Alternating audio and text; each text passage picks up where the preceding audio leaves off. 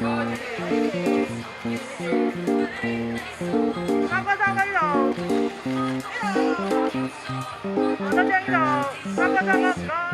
其實嗰個唔係咩船 P 嚟嘅，嗰個係嗰班後生女自己影相發咗出去嘅，我都唔知。嗰個其實係本來就係我同三嫂揾咗幾個朋友，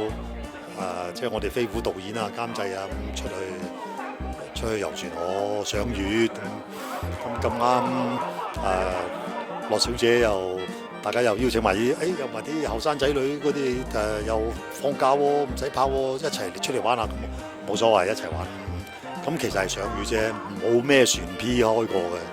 只不過係大家一個聚會節日嘅聚會，開心嘢嚟嘅。